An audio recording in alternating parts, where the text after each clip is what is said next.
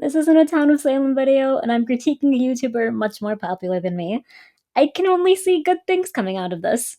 My fellow non-neurotypical friends, have you ever been listening to someone talk and they bring up one of your hyperfixations and then get something wrong about it? So then you have to sit there to yourself in strained silence fighting the urge to correct them, knowing damn well you've sunk several hundred to thousands of hours learning about this thing, and knowing you understand what you're talking about, but not able to say anything because apparently that's considered rude and you're not supposed to do that?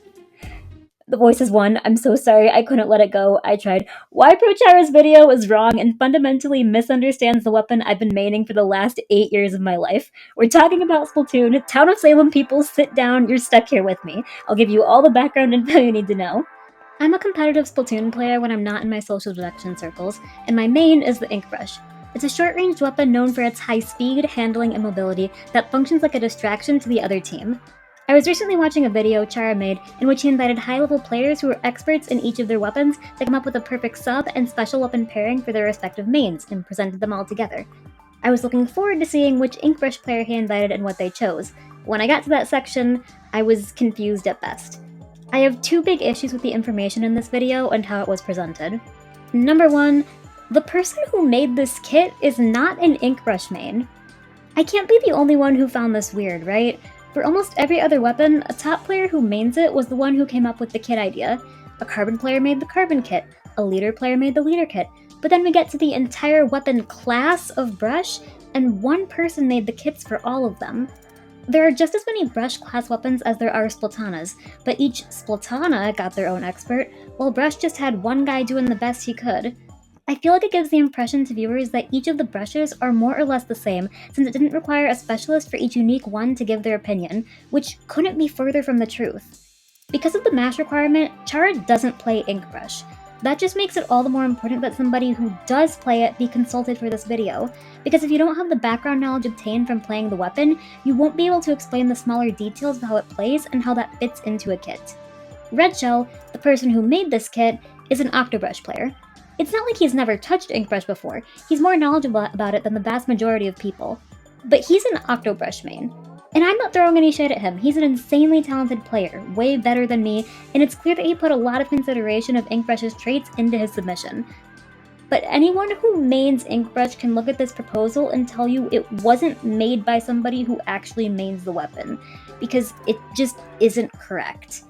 I don't like that the information here is presented as if it's coming from somebody who's an expert in the weapon at the same level as Kyo knowing Slasher or Zenith knowing Wiper when it isn't.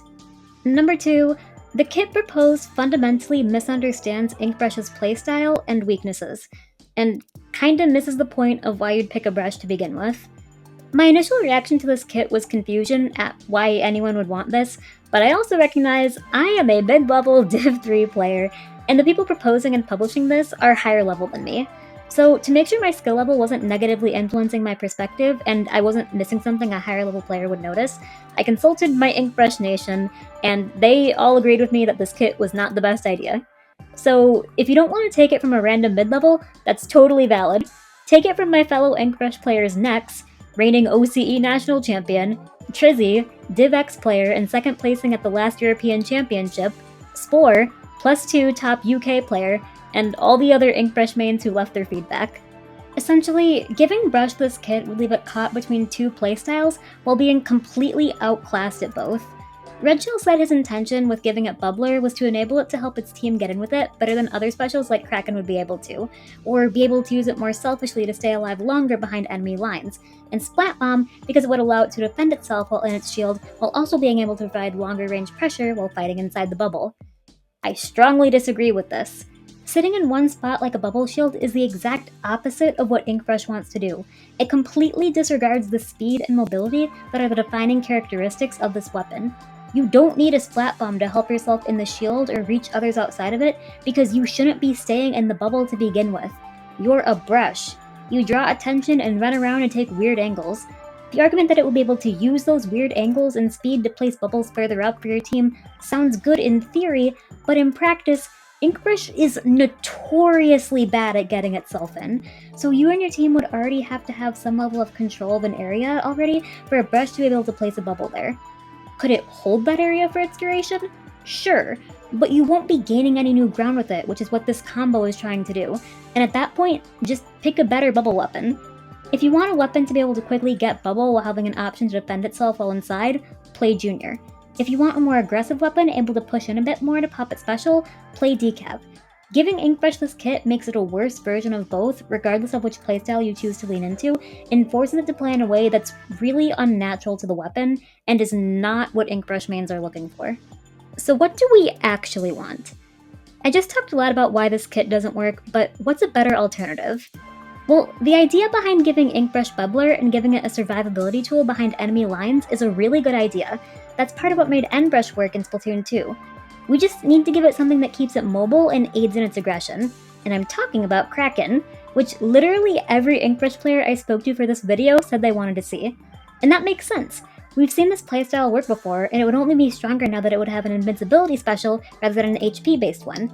It's a slam dunk of a special, and to everybody involved's credit, both Chara and Red Shell cite this as their number 2 pick. The sub-weapon, on the other hand, is a bit more difficult to choose. There's less of a general consensus. Inkbrush wants something on the cheaper side that can be thrown. Splat Bomb is fine, but not great.